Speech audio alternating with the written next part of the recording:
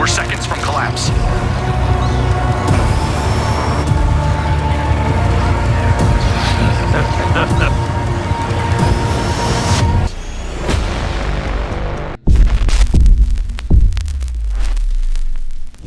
The world is broken, and Mark Grayson is the one left holding the pieces. After the devastating Angstrom Levy attack and the brutal wake left by Conquest, the planet is finally seeing Viltrumites for what they truly are, a global threat. Invincible isn't just fighting villains anymore. He's fighting a reputation. He is running himself ragged, cleaning up the wreckage of monsters that wear his own face. But while Mark drowns in guilt, something far worse is happening in the shadows. A silent army is rising beneath the streets. An energy-starved alien is descending from the stars. And the one prisoner who should never be free has just escaped into the void. How much can one hero take before he finally snaps? I am your host for Review, and today we are breaking down the premiere of Invincible Season 4 Episode 1, titled Making the World a Better Place. This episode marks the beginning of a massive 3-episode premiere, and it sets a heavy, somber tone for the season ahead. We see a world in recovery, heroes in conflict, and the introduction of some of the most iconic figures from the comics. Robert Kirkman and his team are facing the challenge of following up on the explosive events of Season 3, and they've chosen to do it by focusing on the internal collapse of our main characters. By the end of this video, you will understand exactly why the events of this premiere have fundamentally shifted the power balance of the Invincible universe. The weight of a name. We open with a montage of recovery. Mark, voiced by Steven Yeun, is back in the field, but the atmosphere is far from heroic. There is a heavy focus on the fallout of the Angstrom Levy attack. Mark is haunted by the actions of the alternate versions of himself that nearly leveled the globe. Every time he saves a life, he is reminded of the thousands he couldn't protect, or the versions of him that took lives instead.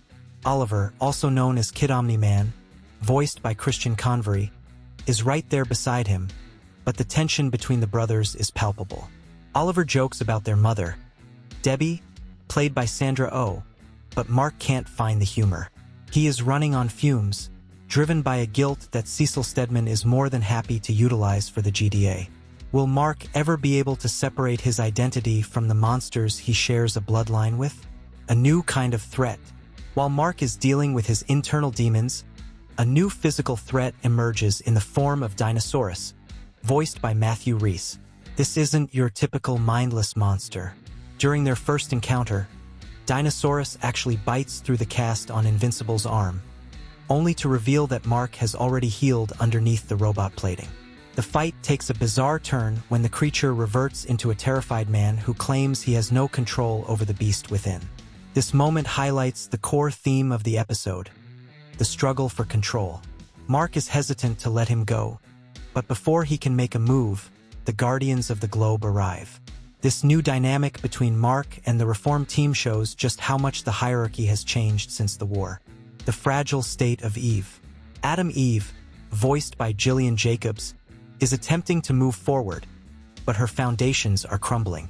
We see her and Mark attend a dinner with her parents that is nothing short of disastrous. Her father is bitter, having lost his job after the war hit Chicago, and he blames Mark for the danger Eve is constantly in.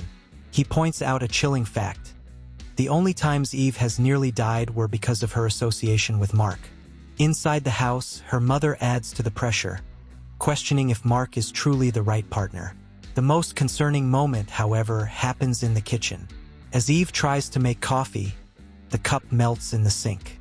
Her powers are glitching, becoming unstable at the exact moment the world needs her most. After nearly taking out a Viltrumite last season, this sudden depowering feels like a strategic move by the writers to leave Mark more isolated than ever. Rebuilding the Guardians. Cecil, voiced by Walton Goggins, is desperate. He knows the GDA is spread thin, and he's pushing to reconstitute the Guardians of the Globe.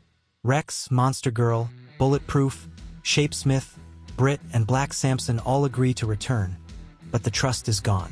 They remember what Cecil did to Mark last year, and they are only staying on the condition that they walk away the moment Cecil crosses the line again. Rex tries to assert himself as a leader, showing a new level of immaturity and arrogance that suggests the team is far from ready for a major conflict. This version of the Guardians feels like a stopgap measure rather than a solution, and the cracks are already beginning to show. The silent invasion. While the heroes argue in bunkers and over dinner tables, the Sequids have been busy. Deep in the sewers, an army has been building in total secrecy. 2 workers are the first to discover the hive mind's return, and the escalation is near instant. The Sequids emerge and begin a rapid takeover of the city. The GDA is forced to use experimental tech to trap the entire area in a containment bubble. This isn't just a battle. It's a test for the new Guardians. They use teleportation darts to save the uninfected, but the sheer numbers of the hive mind are overwhelming.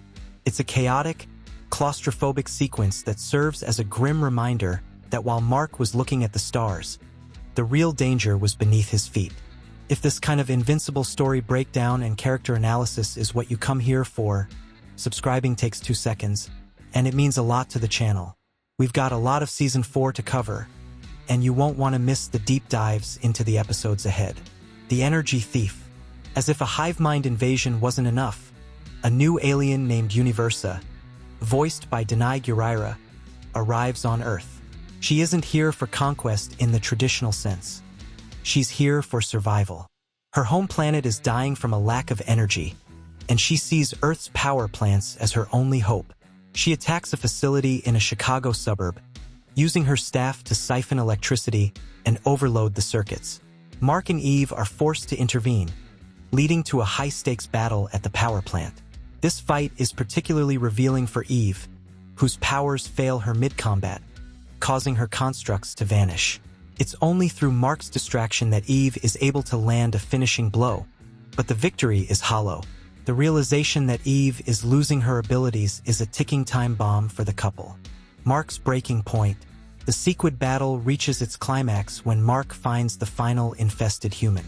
The containment bubble is seconds away from failing, and the hive mind is on the verge of spreading beyond the city. In a moment of pure desperation, the escape of Conquest, the episode ends with a sequence that will define the rest of the season. Cecil is at the Pentagon, trying to find a moment of peace, when he receives the alert he's been dreading. Conquest, the monstrous Viltrumite voiced by Jeffrey Dean Morgan, has escaped containment. He didn't just break out. He flew straight into space, heading toward Viltrum. Cecil and Donald watch helplessly as the greatest threat to Earth leaves the solar system. This escape was clearly not part of Cecil's plan, and it exposes the utter failure of his consequences rhetoric. Conquest is free, he is angry, and he is heading back to the heart of the Viltrumite Empire. Making the world a better place is a somber, character-driven start to Invincible Season 4. It effectively bridges the gap between the war of Season 3 and the new threats of the future, while highlighting the deteriorating mental state of Mark Grayson. The loss of Eve's powers and the escape of Conquest are the 2 biggest plot points that will likely drive the narrative forward. While some might call this a filler episode, the seeds planted here regarding Dinosaurus, Universa, and the Sequid suggest that Earth is more vulnerable than ever. Let me know in the comments, do you think Mark was justified in killing the Sequid host? Or has he finally started to cross the line into becoming the thing he fears most? Thank you for watching this breakdown on Review. If you enjoyed the video, make sure to like and comment your theories for the next episode. More Invincible breakdowns are coming. Stay tuned.